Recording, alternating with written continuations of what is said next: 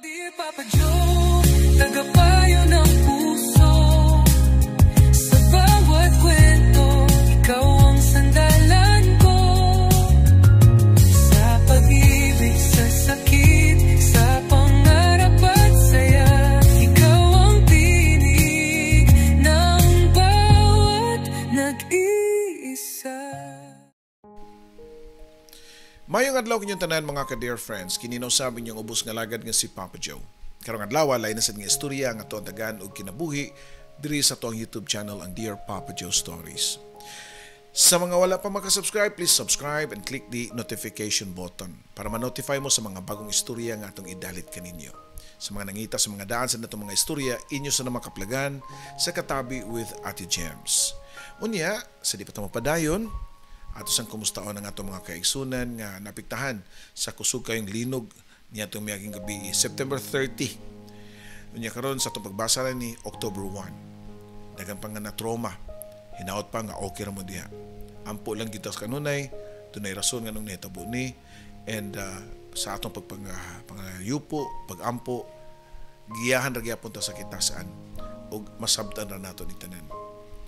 And karong adlaw di ang atong istorya murag tunay something about pagmahay.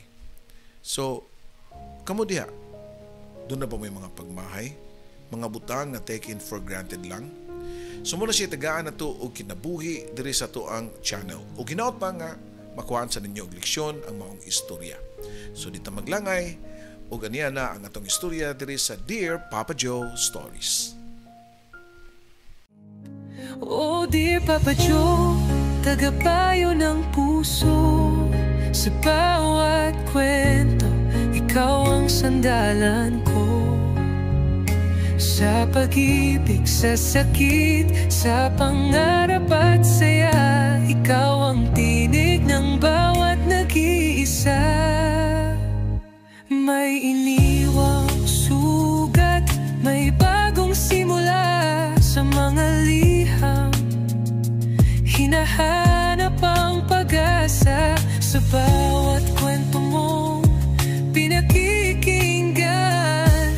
May aral at saya na hindi malilimutan.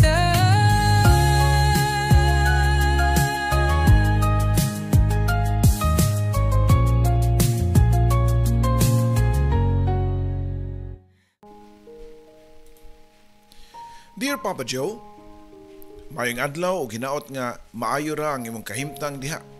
Labi na sa imong mga tagasunod sa imong YouTube channel. Karon nagyud ko nakahimo og kusog og kaisog nga musulat nimo. Sukad sa pagkadalaga, kailan ako sa imong programa sa radyo. Og daghan na kayong mga sugilanon ang nakapahinumdum kanako sa kahimtang sa uban nimong mga sender. Apan karon, ako na mismo ang nahimong karakter.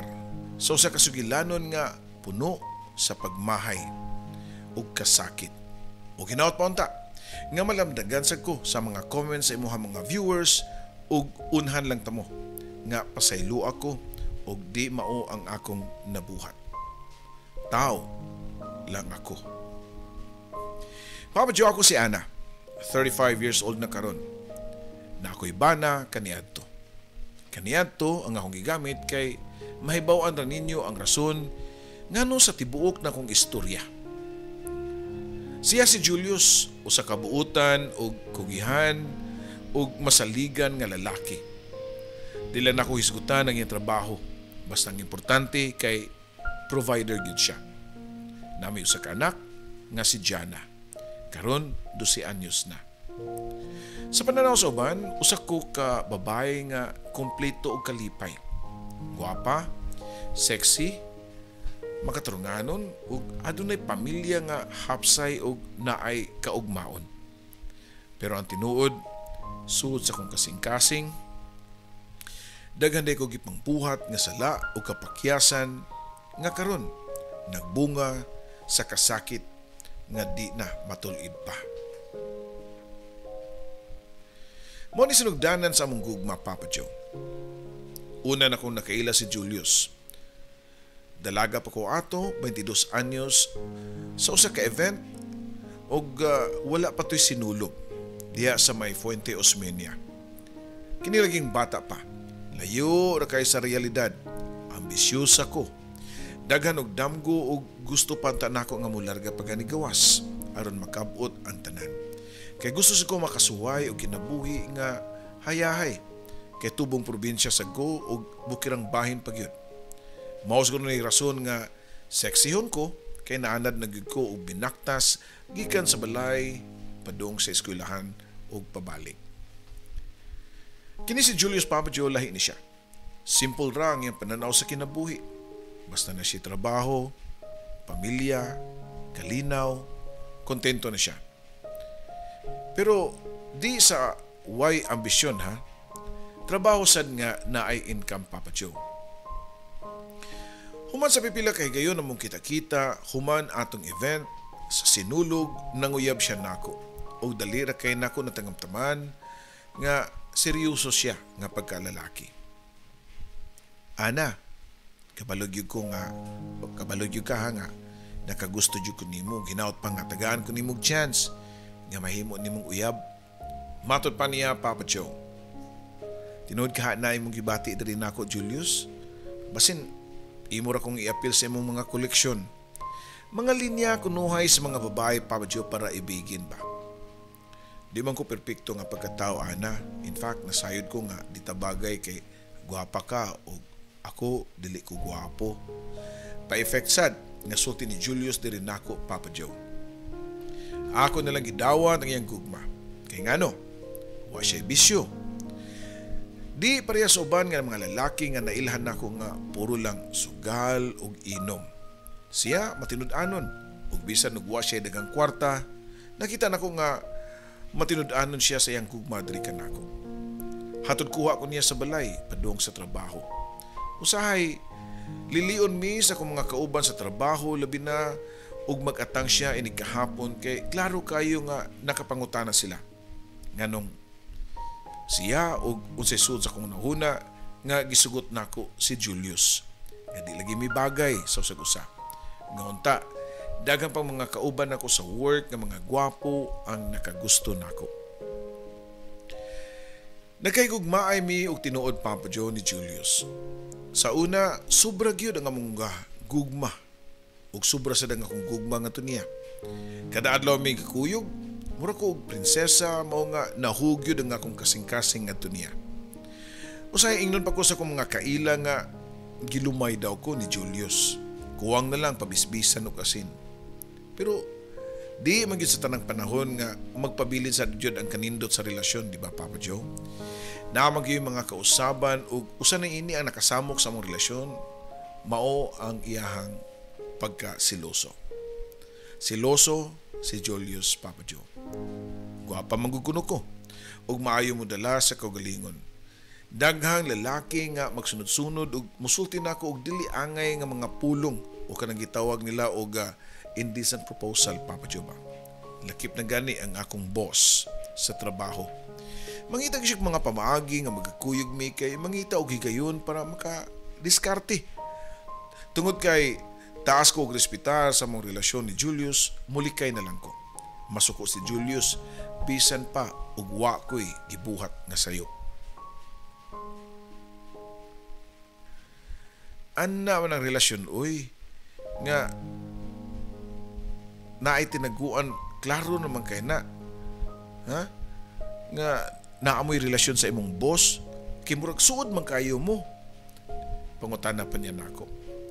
Sabi dia Julius, oy, mura man ko nag-amahan kay tiguwang naman na. Tubag ko pa. Unya, Papa Joe, kanang batanon pata, kay hilig magyuta nga magpagwapa o magpa-sexy. Moingon dahil siya nako nga basin maguba ang among relasyon tungod sa akong pagsigig pagwapa. Ang Papa Joe, need man ako nga magpagwapa o magpa-sexy kay sekretary baya ug na ako'y client. Kay ang among boss mao may ako may isalig niya. Lain man sad og magduster lang ko. Sa una katawan ra nako. Kay abi nako og labaw ko niya og siya ang mas swerte nga nakuha ko niya isip iyahang uyam. Apan Papa Joe, siya pagtuo mao kuno toy rason nganong kinahanglan jud ko niya nga silosan. kay di siya gusto nga maadto ko sa lain. Sa sige na mong away, nagtuo ko nga di na mo lungtad og dugay, pero unsa bang pagkaunsaa nga niabot gyud ang panahon nga niatubang gyud siya sa akong mga ginikanan sa among probinsya og nananghid nila ni Papa ug Mama nga makigminyo nako. Yes, kaso dayon namo ang tanang mga papeles para sa pagpakasal ug niabot gyud ang adlaw sa among kasal, Papa Joe. Simple ra. Mga close ra namo ang mga imbitado kay tungod dinalian man gud, Papa Joe. Wa mi makatigom og kwarta niya tumo nga wa mi magpabungga sa amoang kasal. Sud sa pila ka buwan sukad mi nga naminyo, Papa Joe, abi nako og mausab siya pero magsigi gyapon siya og selos. Ngaunta kami naman. Siguro giseryoso niya ang mga sulti sa among mga kaila nga basin na lumay ko. Kuan magud, Papa Joe, ang mga tao nga suod na nako ug nakailan na nako, nakabalo naman sila sa kalidad sa mga nauyab nako ug sa mga nanguyab nako. Pero kabalo nako unsay gipang apas ana nila, oy. My good nga ako mismo ang mupili sa saktong mga lalaki o tao para nako. Sakto naman tani si Julius, Papa Joe. Pero ang problema lang, ang iyahar yung pagka-insecure. Suso ng mga tuig sa mong kaminyoon, wa ko musugot nga magkaanak mi. Ingon ko niya nga, Julius, taas pa kay kong panahon, oy. O naapa ko'y gusto nga may tabo sa akong kinabuhi. Gusto ko nga maabot ang akong pangandoy. Gusto pa na ako nga ma-promote. Gusto na ko nga musaka pa ang akong karir. Wa siya nahimo kundi mo sabot, Papa Joe. Apan, Papa Joe, tungod kay gusto gud niya nga maangkon ko ug di ko makabiya niya, wa siya magkontrol sa amo ang linapaay sa leon ug karnero. Usa ka adlaw na nibawaan nila nako nga nabuntis ko. Ug mao tong nga nahimong turning point sa among kinabuhi. Murag nawa nga akong gugma niya ug bugnaw na kay kuniya. Murag wa ko makasabot ngano. Usahay ang hinungdan sa mong away kay magduda siya nga di siya ang amahan sa bata. Kay lagi daghan nga mas labaw pa niya nga mga cute sa nagpa-cute sa kuha. Murag naanad na lang ko sa iyang pagsigig duda nako sa una. Ug nagkadugay nagkasamot ang akong kabugnaw sa akong treatment ngadto niya. Di na gani ko ganahan sa iyang baho ug di na sa ginahan mo tapad niya. Ako lang ipasumangil nga dalaran ni sa ako ang pagbuntis. Pila ra may istorya, Papa Joe, na tawag yun sa Jana o nalipay ming tanan. Pero diha sad nagsugod usab ang among kalisod. Human ako mga anak, murag na usab ko. Abito na ko og sa ako lang pagkabugnaw nga tungod to sa pagkabugnaw nako ni Julius, agil lang sa kasagmuyo ug dinasa ko ang pagbuntis. Pero nawa gyud ang kainit sa kong gugma kang Julius, Papa Joe. Kung sa una di ko kapuyan nga mukuyog niya, muparayg niya, magpakilig karon lahi na. Puro pag gibati nako nga ang akong kinabuhi gipriso na. Labi na nga kapoy sad nga nasa balay pirmi og magbantay lang sa bata. Fast forward, Papa Joe, dako na ang among anak pero ang among relasyon nagsugod sa kaluya. Sud sa 12 ka tuig, Papa Joe, si Julius nag-antos. Di na ko siya pasudlon sa kong kasing-kasing sama sa una. Kung makitapad siya nako, di na ko mamarayag niya. Kung ganahan siya nga mulapa sa leon o ang leon sa karniro, daghan kong rason. Kapoy, sakit ang ulo, daghang trabaho. Di na dyan ginahan mo tapad niya, Papa Joe. Ug usahay gani sa puton ko, basta mo tapad siya sa kong higdaanan. Mao nga close kiniya nga among anak kay sukad pagka baby pa, siya naman ang tapad og katuog nini. Pero karon nga dako na, nag-inusara na lang si Julius og higda sa pikas katri kay kami naman ang magtapad sa akong anak, Papa Joe. Apan bisan paana, wa gyud siya masuko. Well, night time di ay nga masuko siya pero iagilan niyang pasumbingay. Pero may pagka tig-aman sa ko og kasing-kasing, Papa Joe, ipalapos lang nako sa pikas dunggan. Maski nga niya akong treatment niya, wa siya mangita og lain. Wa siya mabuhat o wa siya gibuhat nga kalapasan. Ang iyang gihimo, nangita siya paagi nga mapaligon pa ang among pagpuyo. Nagtrabaho siya hangtod gabi, nagpundar mi og balay, nakapalit og sakyanan. Ug na ako'y gustong paliton, anak pa ko mamarayg ug usahay tagaan ako siyang gusto nga makalapa sa leon ang karnero.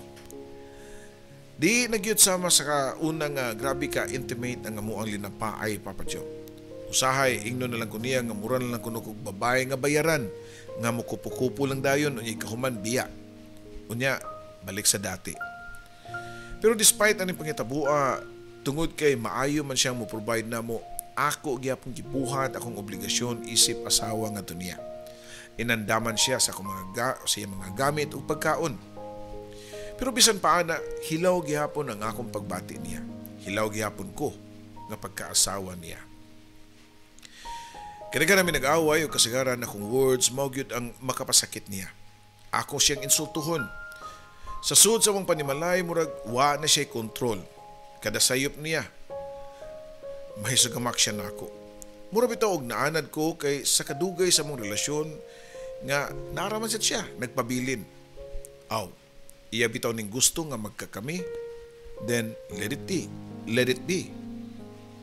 Nung hilom ra siya. Musabot ug moingon lang lately nga di pareho sa una nga isog kaayo nga moabot magani sa pagguba sa mga butang-butang. Pero para niya makaprovide lang siya nako o sa mga anak, mao'y pinaka-importante na daw, which is iya yun ang gibuhat pirmi.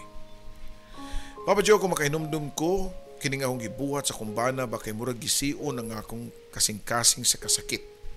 Ug tinuod gyud ay nga ana lang nato makita ang balor sa katao kung wala na diha. Usa ka gabi sa usa lang ka-issue nga gamay kaayo, mo'y naka-trigger tanan. Wa na ko siya tagay og respeto, taliwa sa mong panaglalis. Gisultian ako siya tanan nga mga makapungot nga mga pung nga dugay na kay na akong gitago. Ang akong dila mura jud kutsilyo ba nga nagtusak-tusak siyang kasing-kasing. Kay kung ako nagani ang masuko, mura sa ko og di mo ilaog tao, Papa Joe. Og sakit ko manulti. Si Julius, ming singhag-singhag nako og grabe kayo. Sukad sa mong kasal, pagyo ko makita niya nga ingato yun siya kasuko. Nibuto ang iyang kasakit o kasakit o kasuko nga dugay na sad niyang gitago, Papa Joe. Og sing kalagot, nigawa siya. Dala niya ang iyang motor. Tungod sa kong pride, wasan ako siya pugni. Maski sundan paganis kong pananaw, wala lang. Wa ko'y paki. Nidiritso ko sa kong kwarto og nihilak. Hilak nga di tungod kay gimingaw ko ni Julius, kundi nitiyabaw ko kay nganong ingani ang akong kinabuhi. Di ni mao nga kinabuhi ang gusto nako og pamilya. Naabtan na nagbuntag, Papa Joe, pero wa na makabalik si Julius. Sa akong pagtuo nga, nidiretso na lang siguro siya siyang trabaho, pero wa na gyud siya, nakauli pa. Nadisgrasya siya, Papa Joe, og wa na nako siya makit-i nga buhi pa pag-usab. Papa Joe, mura gibuak ang akong kalibutan. Di ko katuo nga sa akong mga pung o sa akong batasan, nakahatag ko og hinungdan nganong nawa siya ni kalibutana. Karon, kami na lang ni Jana ang nahabilin. Wanay naggasto sa mong balay. Wanay mo gasto sa tuition. Wanay mo provide namo. Lisod na kayo mga apply og trabaho kay lisod i-apply og posisyon nga sama sa una. Kay 13 ako katuig sukad na undang og trabaho. So kung i-add to nimo sa akong edad, Papa Joe, may edad na gyud. O karon, Papa Joe, nasabtanan nako ang kamatuuran. Si Julius gudi ay ang haligi sa tanan. Siya di ay ang akong kusog nga wa nako makit-i. Siya di ay ang tinuod nga kalipay nga akong gibaliwala. Ang kinabuhi bitaw di gyud matagna. Di na to mabalik ug ang tao nga mutaliwanan ning kalibutana. Di na nato masakto pa pagbalik ang mga binuhatan nga gimahayan ta. Kung makakita ko sa among sakyanan, Papa Joe, mahinumdum ko siyang kagalingong dugo ug singot nga nagbayad ni ini. Kung makasud ko sa mong balay, murag akong makita ang iyang mga paningkamot. O kung makita nako si Jana, nga among anak, makita nako ang iyang naong, nga murag yun og hulagway ni Julius nga padayon nga nagtanaw ka nako. Karon, Papa Joe, nasabtan nako ang tanan. Tanan akong ambisyon, walay pus. Kung wa si Julius, wanay ayo. Karon pa ko, nakatilaw og nahibaw-an ako ang tinuod nga kamatuoran nga dili di tanan makuha sa kwarta o karir. Ang gugma o pagkahigugma mao di ay ang pinakaimportante. Papa Joe, wako'y laing kadangpan mao nga kanimo lang ko gisulti ang tanan. Gusto ko nga mangayo og tambag. Unsa ako pagkatubang sa akong anak nga di nako ipakita nga guba na ang akong kalibutan. Unsa ako pagpangayo og pasaylo nga tukang Julius nga wa naman siya diri aron maminaw.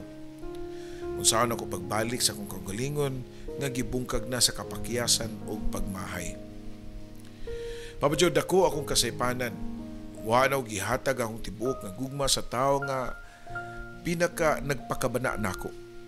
Karon wala na siya. Mao pa nako nabatyagan nga siya di ay ang akong tanan.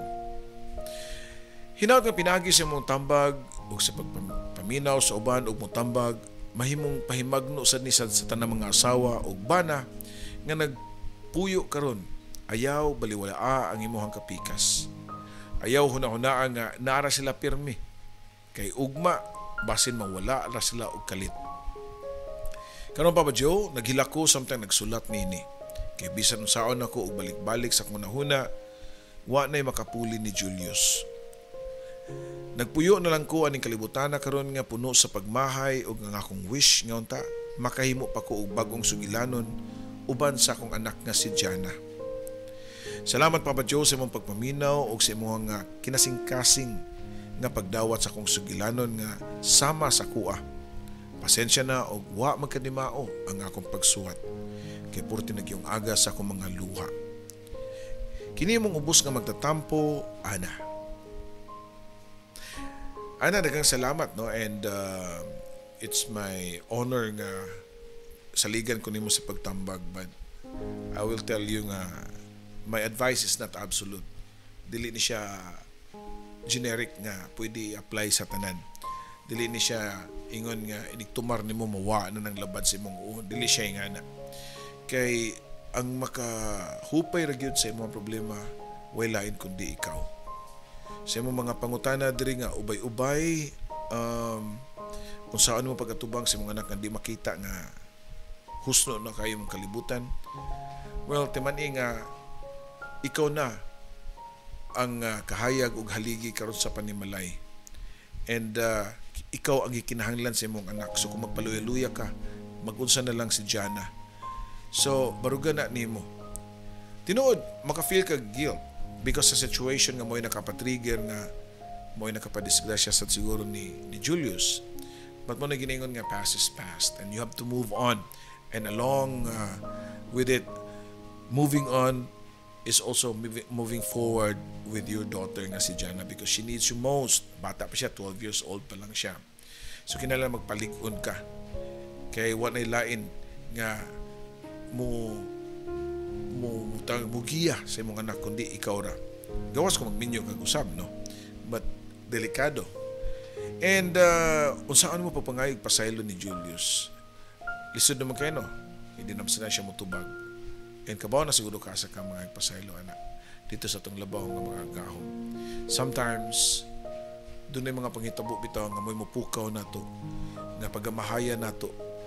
Para sad nga makatunan nato o mapatubo pa nato ang ato ang pagkatao in a way nga tarong.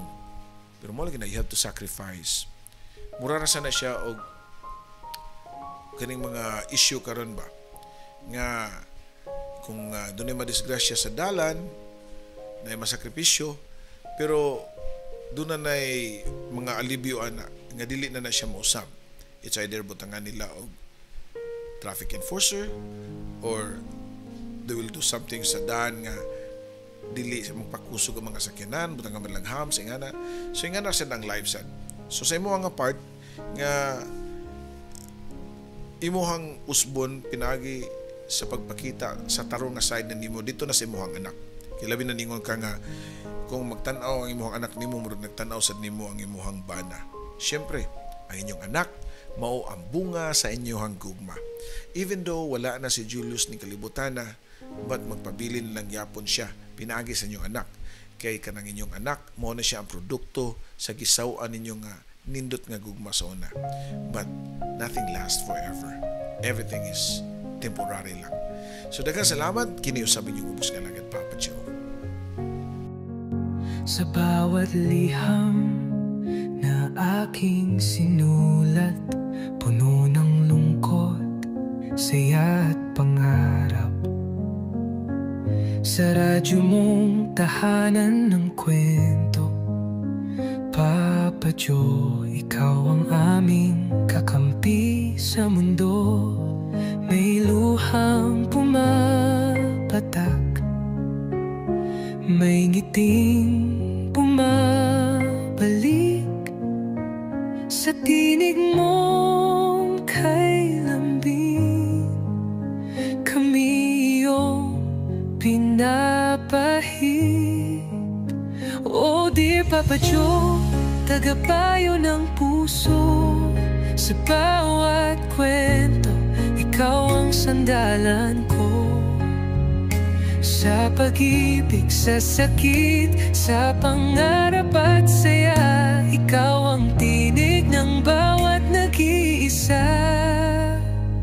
May iniwang sugat, may bagong simula sa mga liham. Hinahanap ang pag-asa sa bawat kwento mong pinakikinggan. May aral at saya na hindi malilimutan.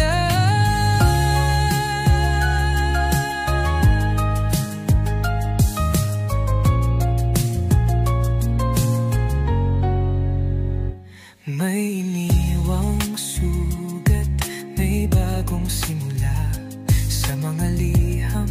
Hinahanap ang pag-asa sa bawat kwento mong pinakikinggan.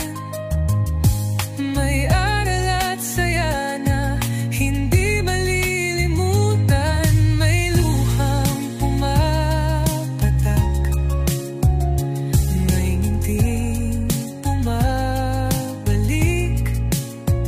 sa tinig mong kay lambing. Kami iyong pinapahid. Oh dear Papa Joe, tagapayo ng puso. Sa bawat kwento, ikaw ang sandalan ko.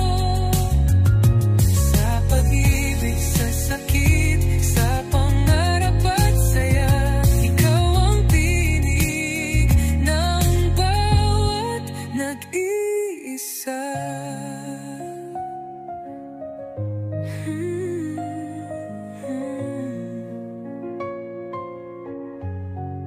Sa alon ng radyo, tinig mong gabay, nagbibigay pag-asa sa bawat buhay. Kahit saan man kami dalhin ng mundo, ikaw ang kaibigang laging nandyan, Papa Joe. Oh dear Papa Joe,